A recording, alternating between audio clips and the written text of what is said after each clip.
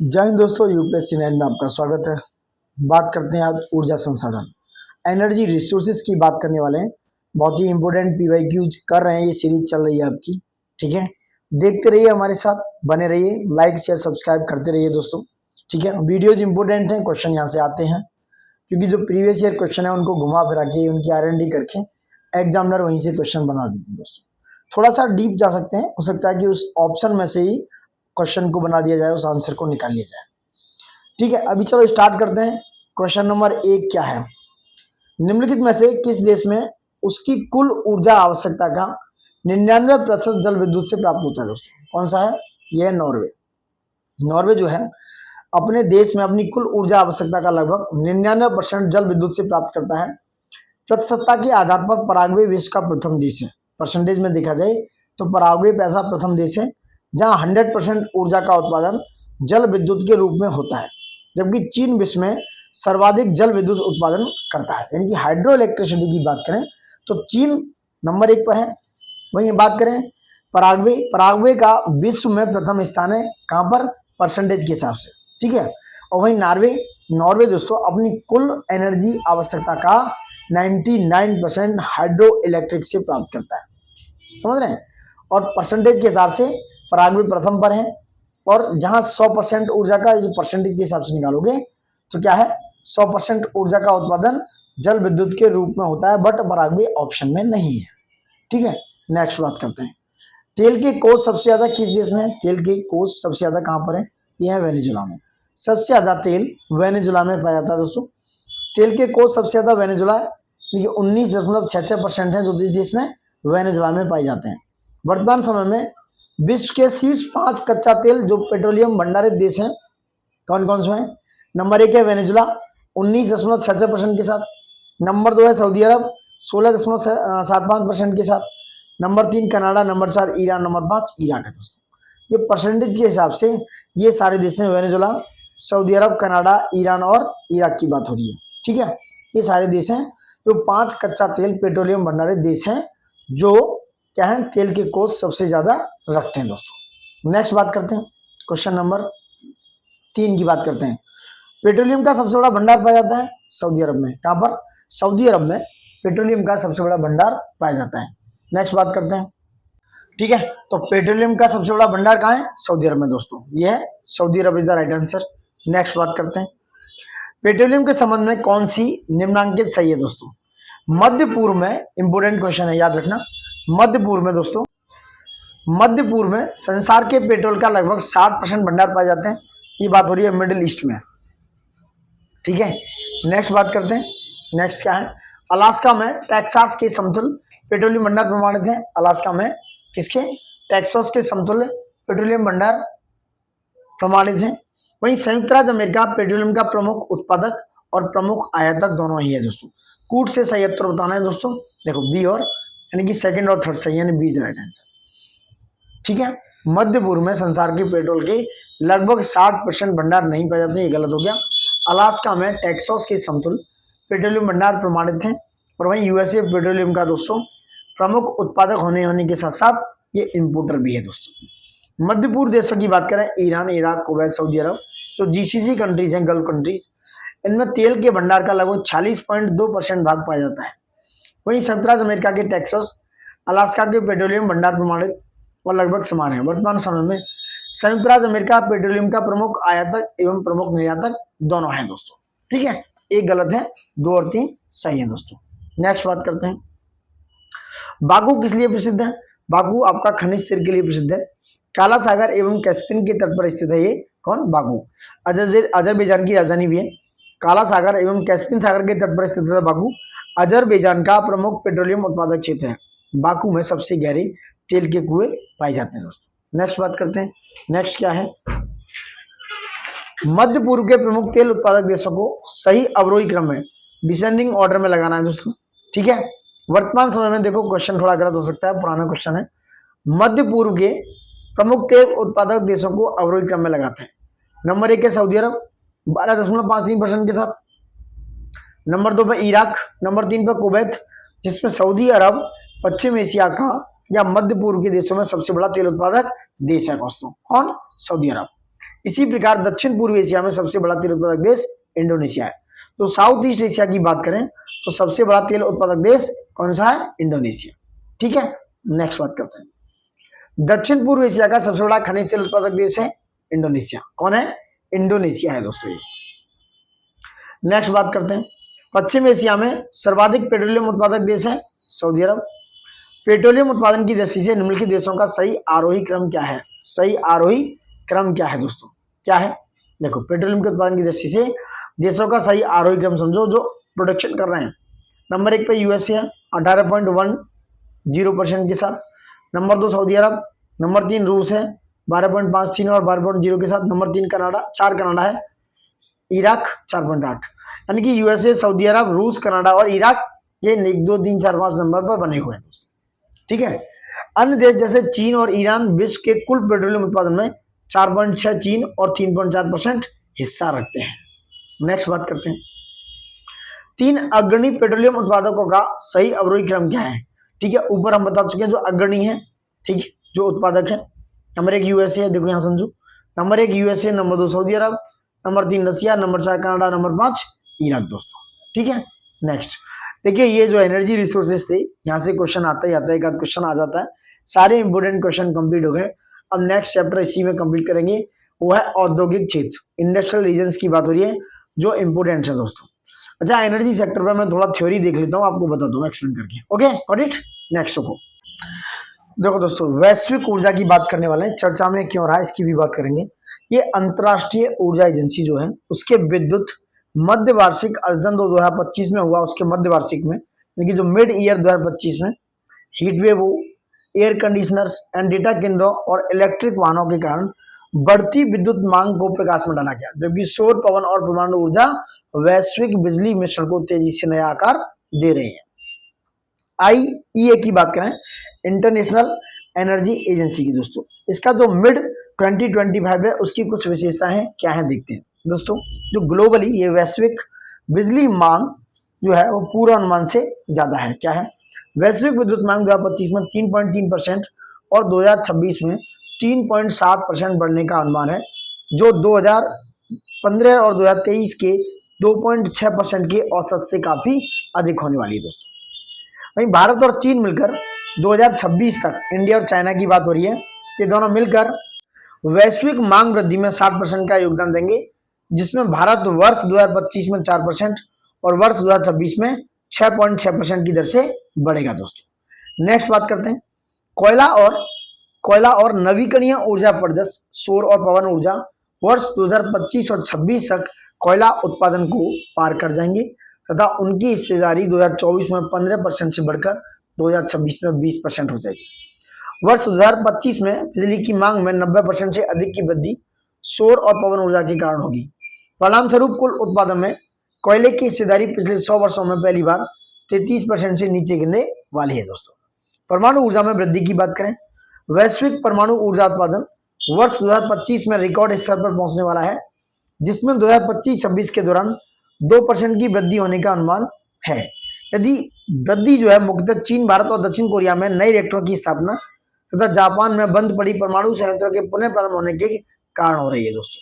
बात करें विद्युत सुरक्षा की, चिली और स्पेन, पुर्तगाल में ब्लैकआउट से विद्युत सुरक्षा सुनिश्चित करने के लिए मजबूत ग्रिड अवसंरचना, सुरक्षित आपूर्ति श्रृंखला और लचीले संसाधनों की आवश्यकता पर बल मिलता है दोस्तों।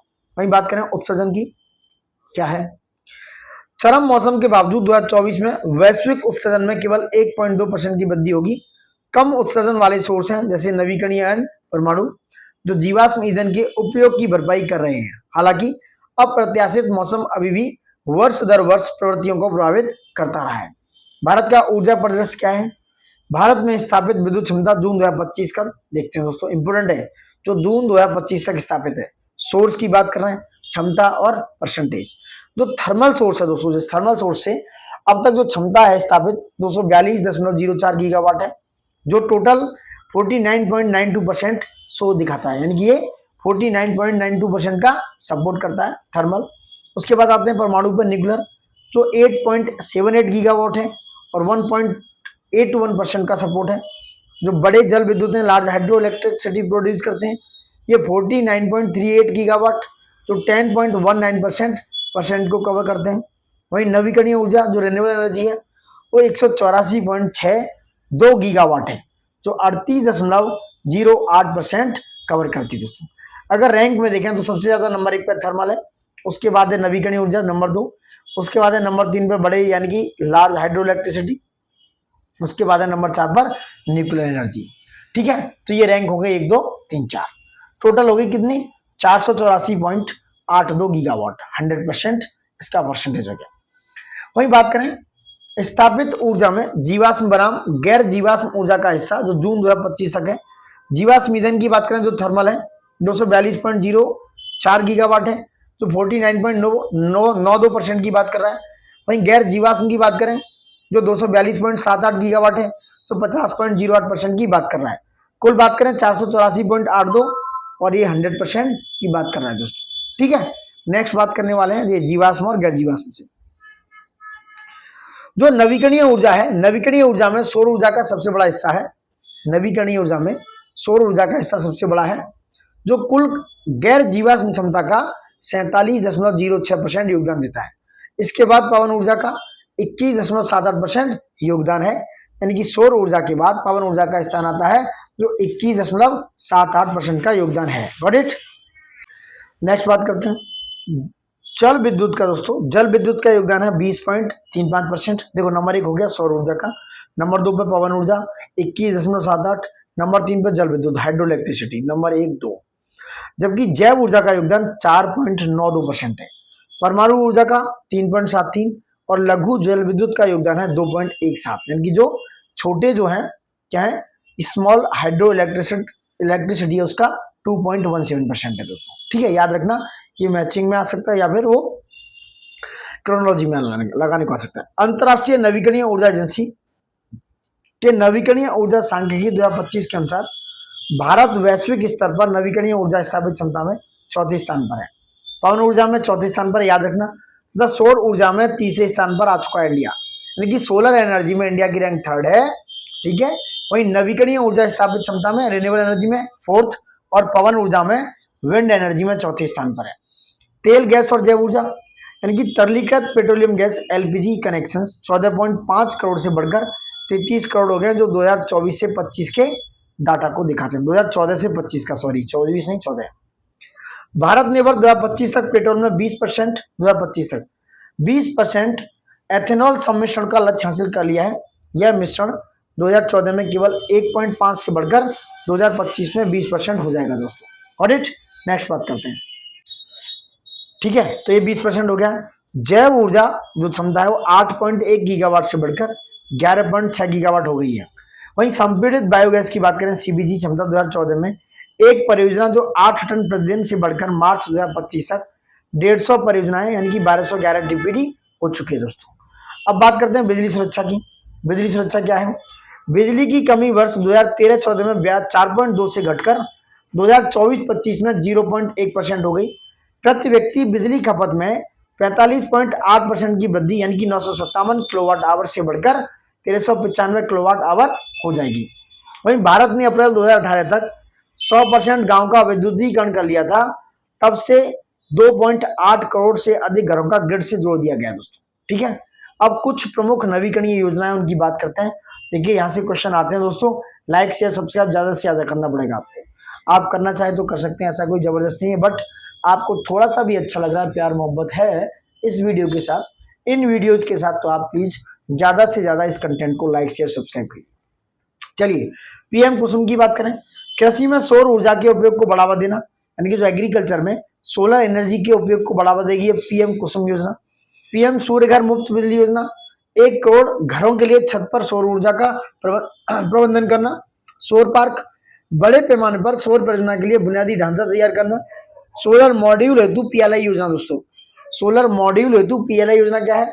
घरेलू सौर फोटोवोल्टिक विनिर्माण को बढ़ावा देना इस सोलर मॉड्यूल हेतु पीएलआई योजना का काम है, इसका उद्देश्य दोस्तों। नेक्स्ट बात करते हैं। नेक्स्ट क्या है? राष्ट्रीय जैव ऊर्जा कार्यक्रम, बिजली उत्पादन के लिए अपशिष्ट से ऊर्जा बायोमास और बायोगैस लेना। पीएम जनमन सौर घटक की बात कर रहे हैं। ऑफ ग्रिड सौर ऊर्जा का उपयोग करके जनजातीय और पीवीटीसी घरों का विद्युतीकरण करना। वहीं राष्ट्रीय हरित हाइड्रोजन मिशन की बात करें, भारत को हरित हाइड्रोजन उत्पादन का वैश्विक केंद्र बनाना इसका मेन मिशन है दोस्तों। Got it. अब नेक्स्ट बात करेंगे क्या है, अब देखो नेक्स्ट अंतर्राष्ट्रीय ऊर्जा एजेंसी की बात करते हैं। क्या है ये? आईईए इंटरनेशनल एनर्जी एजेंसी एक स्वायत्त अंतर सरकारी संगठन है जो आर्थिक सहयोग और विकास संगठन जिसे बोलते हैं ओईसीडी उसकी रूपरेखा के तहत कार्य करता है। आईईए इंटरनेशनल एनर्जी एजेंसी की स्थापना वर्ष 1974 में पेरिस में 1973-74 के तेल संकट के जवाब में की गई थी ताकि तेल आपूर्ति में व्यवधान का समाधान किया जा सके। यह एजेंसी ऊर्जा सुरक्षा, आर्थिक विकास, पर्यावरणीय जागरूकता और वैश्विक सहभागिता पर केंद्रित है। आईईए के 32 सदस्य देश हैं और 13 सहयोगी देश हैं।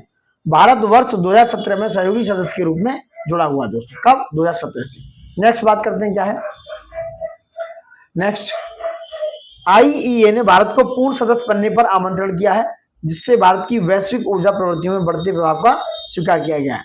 इंटरनेशनल एनर्जी एजेंसी नीति विश्लेषण करता है और वर्ल्ड एनर्जी आउटलुक तथा वर्ल्ड एनर्जी इन्वेस्टमेंट रिपोर्ट जैसी रिपोर्टें प्रकाशित करता है। तो वर्ल्ड एनर्जी आउटलुक और वर्ल्ड एनर्जी इन्वेस्टमेंट रिपोर्ट को कौन जारी करता है?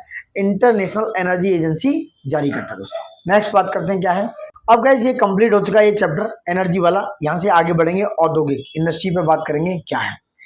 ठीक है, प्लीज लाइक शेयर सब्सक्राइब जरूर कीजिएगा दोस्तों। वीडियो अच्छे लग रहे हैं, कंटेंट अच्छा है, आपके एग्जाम्स में डायरेक्टली आपको हिट करेगा, आपका एक्यूरेसी लेवल आपके एग्जाम्स में आपको बढ़ता हुआ दिखेगा। ठीक है, अब बात करते हैं औद्योगिक क्षेत्र इंडस्ट्रियल रीजन की दोस्तों। इज वेरी इंपोर्टेंट आपके एग्जाम्स के लिए क्योंकि यहाँ से क्वेश्चन मैचिंग के लिए आते हैं, कहाँ पर क्या है, इस तरह की बातें हमेशा से होती रही हैं जो आपके एग्जाम्स में आपको इंपोर्टेंट महत्वपूर्ण क्रूशियल इंपोर्टेंस क्वेश्चन को देखने को मिलेगा। ठीक है, नेक्स्ट बात करते हैं अब इंडस्ट्रियल रीजन्स औद्योगिक क्षेत्रों की। ऑडिट ठीक है, चलो बात करते हैं औद्योगिक क्षेत्र और उससे रिलेटेड देश। क्वेश्चन नंबर 1 सूची 1 को 2 से मैच करना है गाइस। किनकी का है? देखो किनकी एक औद्योगिक क्षेत्र है जो जापान में, किनकी नाम से ही पता चलता है।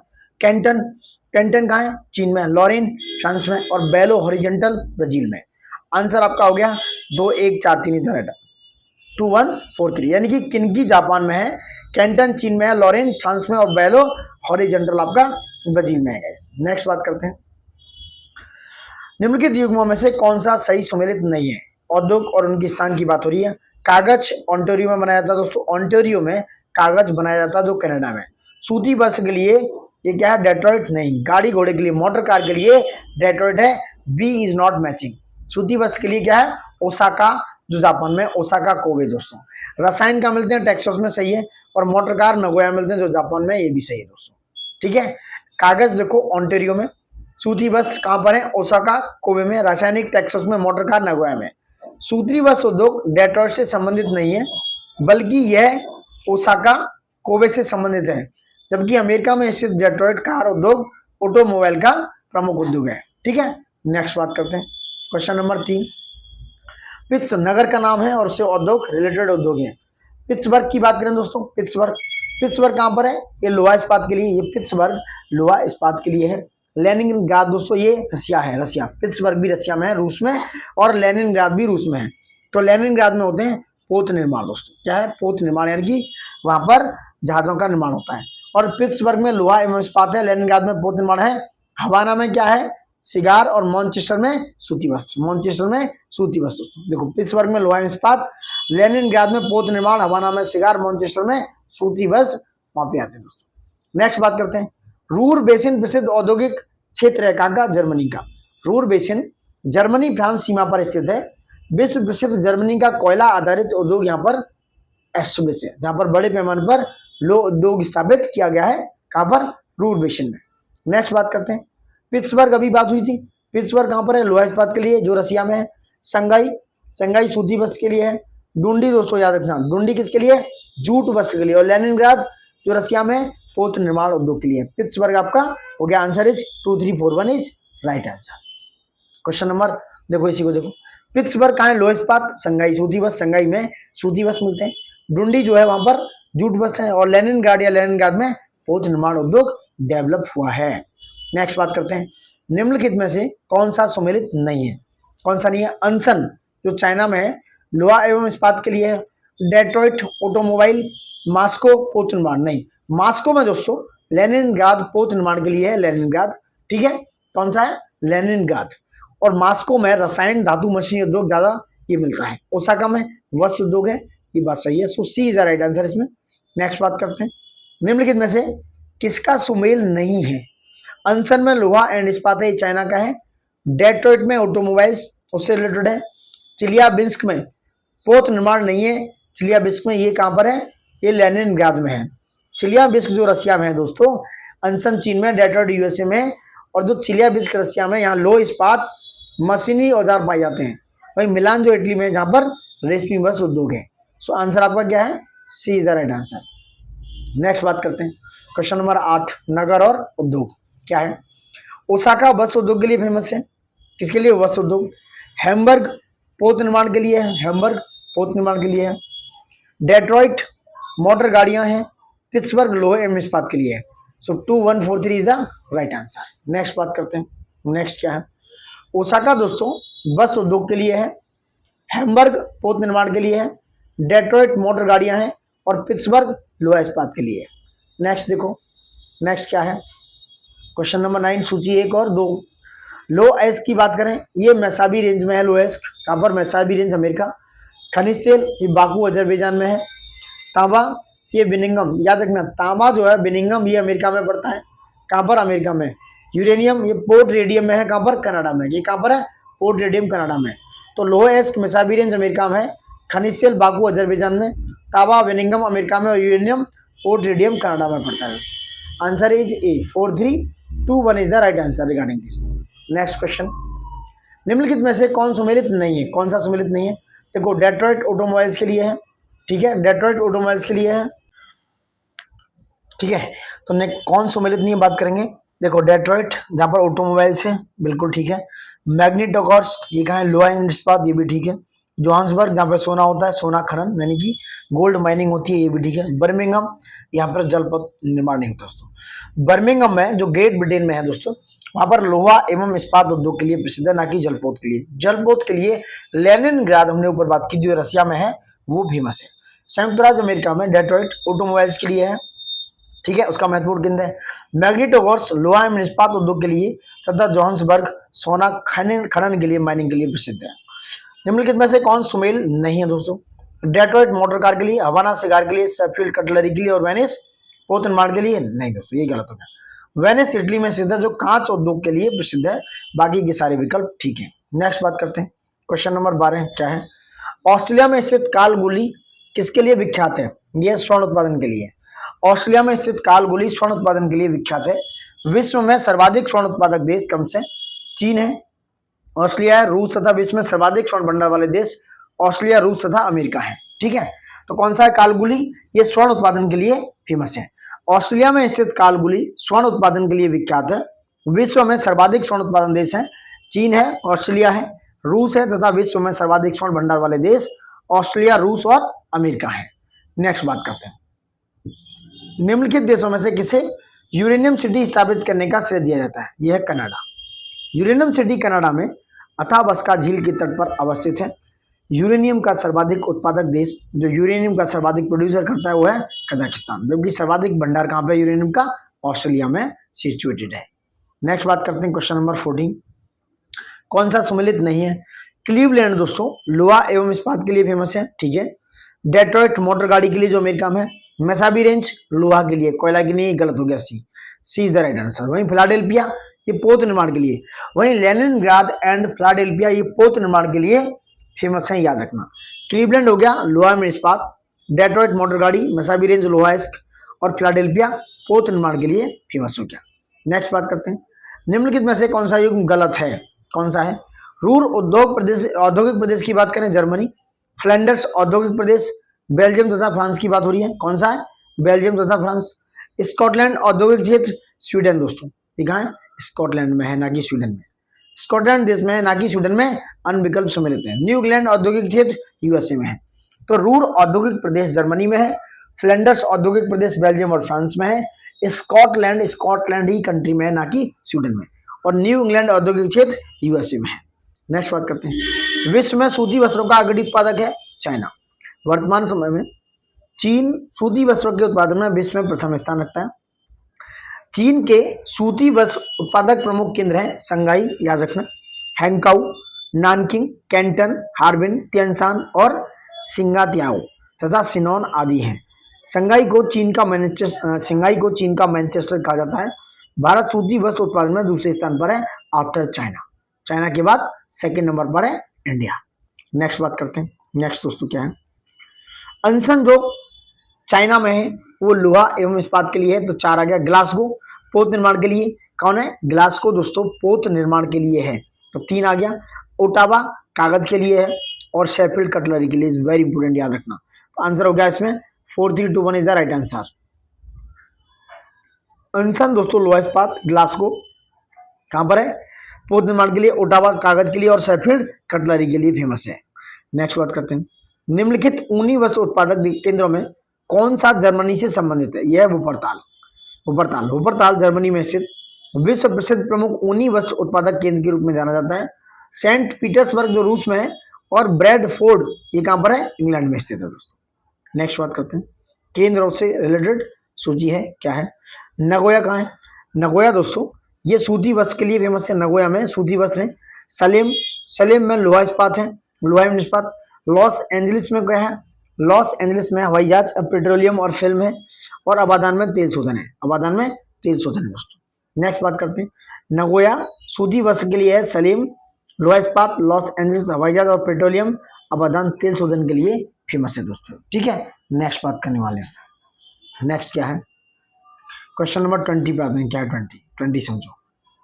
निम्नलिखित में से कौन सा कथन सही नहीं है? कौन सा सही नहीं है? ओसाका को पूर्व का मैनचेस्टर कहा जाता है, ठीक है। वहीं जापान के सभी लोहा इस्पात उद्योग केंद्र दक्षिणी तटीय क्षेत्रों में स्थित हैं। यही गलत है दोस्तों, ये क्या है? गलत, बी इज द गलत आंसर। जापान का उत्तरी नॉर्थ में जो क्यूशू क्षेत्र है वो सूती वस्त्र उद्योग के लिए फेमस है, ठीक है। पूर्वी एशिया में जापान जलयान निर्माण उद्योग में अग्रणी है, ये बात भी सही है, याद रखना ये क्वेश्चन। जापान के सभी लोहा इस्पात के उद्योग केंद्र एक स्थान पर केंद्रित न होकर उत्तरी क्यूशी क्षेत्र में है, ओसाका कोबे क्षेत्र में है, ठीक है, टोक्यो में है, याकोहामा क्षेत्र में है और होक्काइडो आदि क्षेत्रों में विस्तृत है।